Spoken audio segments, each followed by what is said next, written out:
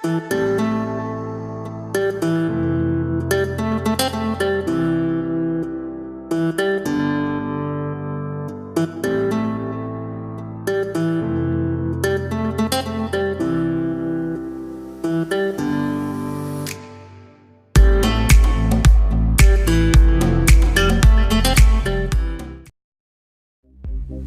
ายดีทุกคนเนาะผมกับข้าพเจ้ามื้อนี้กาสิพาทุกคนไปเที่ยวภูสะเดาไปเบิ่งป่าบรรยากาศงามๆเชื่อเลยว่าทุกคนที่มาภูสะเดานี่เกือบประมาณ 98% หรือว่า 99%ที่จะบ่เคยไปจุดหนึ่งซึ่งเป็นจุดที่มันเข้าถึงเนี่ยมันจะอยู่เบื้องหลังของภูสะเดาซึ่งมื้อนี้ข้าพเจ้ากาสิขังทบิดกาสิได้พาทุกคนไปว่าบรรยากาศจะเป็นแบบไรนั้นค่ะไปเบิ่งกันเลย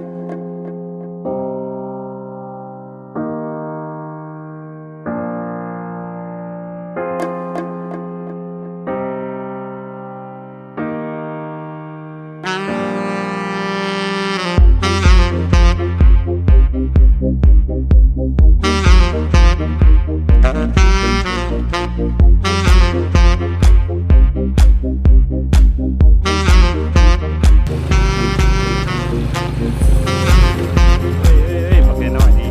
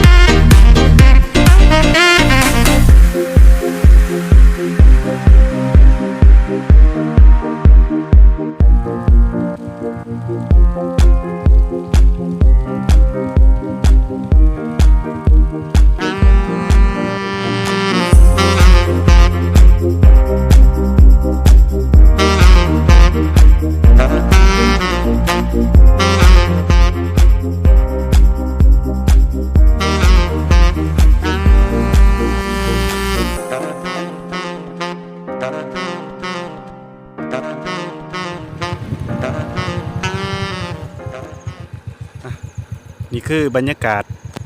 เบื้องหลังเนาะทุกคน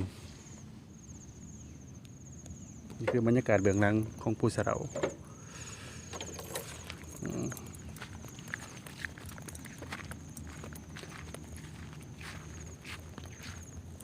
ผู้ทั้งหนาที่เห็นก็จะเป็นผู้มาโดงผู้ที่เขายืนไทยก็จะเป็นผู้สะเดาส่วนทางเส้นนั้นก็จะไปวัดผู้จะไปเมืองแก่นบาซากเนาะบรรยากาศสวยงามเลยงามงามเลยทุกคน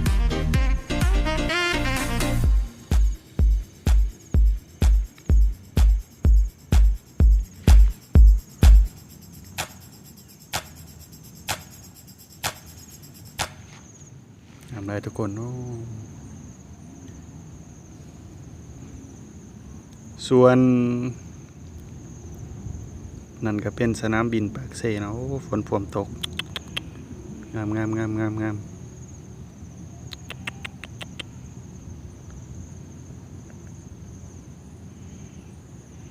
ฝนพรมตกเบื้องหลังของภูสะเดาแล้วเบื้องหลังก็สิสวยงามประมาณนี้ตรงไห้ตรงหน้า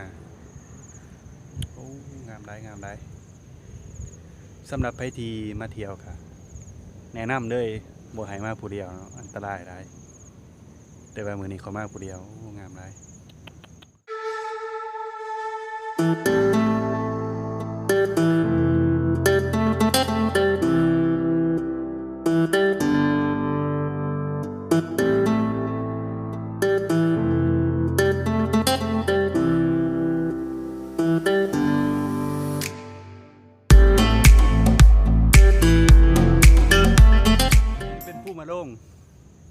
ผู้มาดง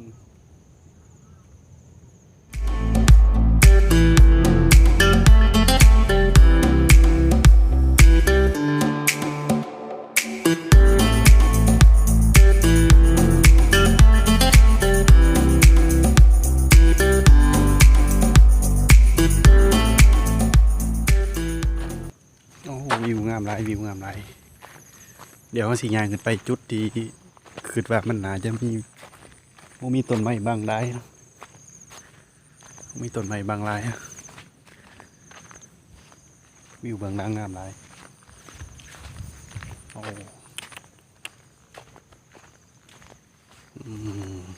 ทางมันกะสีลำบากแต่ว่าในอนาคตปัญหาจะปูคอนกรีตขึ้นมาเนาะเนื่องจากเป็นบุกเบิกมาแล้วไหนเป็นวิวนี้โอ้งามอยู่โอ้น้ำเทียนจะเป็นน้ำคลองนะทุกคนน้ำคลองงามน้ำคลอง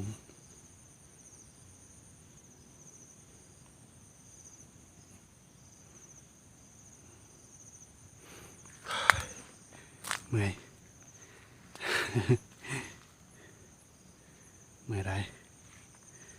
ไปลงขึ้นแก่ไรฝนเดิมจะตกแล้วเดี๋ยวกลับลงไปก่อนทางมันลำบากเนาะเป็นดินดมดินผู้ตะไคร้ตอนนี้ไปส่วนหมูกันมานำแหละแต่ว่าโทรบ่ได้เห็นมาผู้เดียวโอ้จุดนี้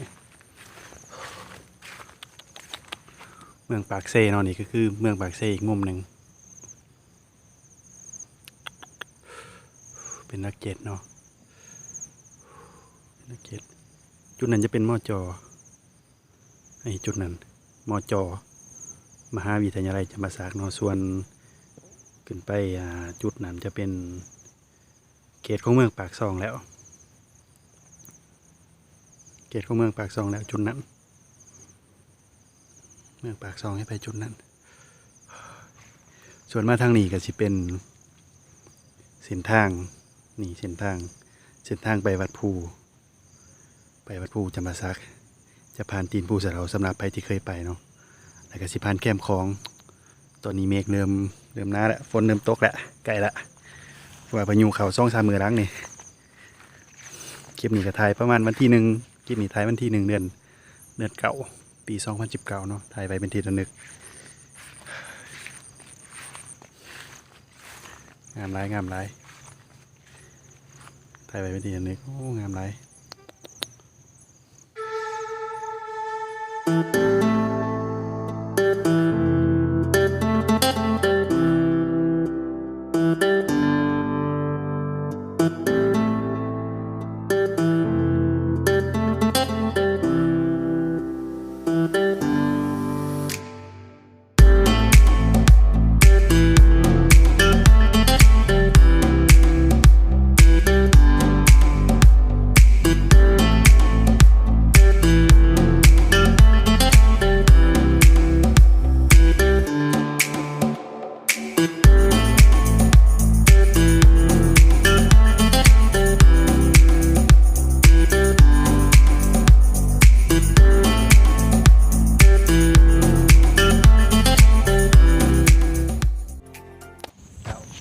ดีอีกครั้ง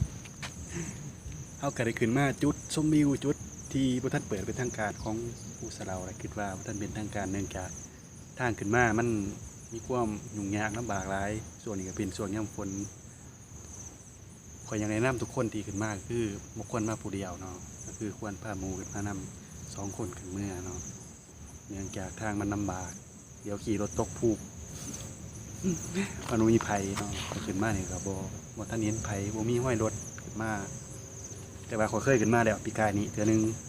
ก็เคยถ่ายคลิปไปแล้วคลิปหนึ่งแต่ว่าเที่ยวนี้ขอเลยกลับมาคิดว่าถ่ายเทื่อนึงเพื่อให้ทุกคนที่บ่เคยมาก็เลยเบิ่งคลิปเอาส่วนผู้เบื้องหลังนี่ก็สิเป็นผู้มาดงผู้ที่เฮายืนก็สิเป็นผู้สะเราส่วนบ้านอยู่เมืองลุ่มก็สิเป็นบ้านสะเราเนาะตามซื้อผู้ได้ส่วนบรรยากาศก็คือ มีความสวยงามมีความสวยงาม มีตรงไห้ตรงหน้ามีภูผาป่าดงสวยงามหลายก็คิดว่าคนส่วนใหญ่ที่มาเที่ยวภูสะเดาก็สิไลไปเบื้องหน้าของภูสะเดาไปเบิ่งตัวเมืองของเมืองปากเซ่วิวของเมืองปากเซ่แต่ว่าส่วนหน่อยข้อยคิดว่า 99.9% ที่เนาะเคยเห็นมาเมืองนางนี้คลิปนี้ก็สิขอจบซ้ำนี้เนื่องจากฝนเริ่มตกแล้วก็ขอจบซ้ำนี้ครับสบายดี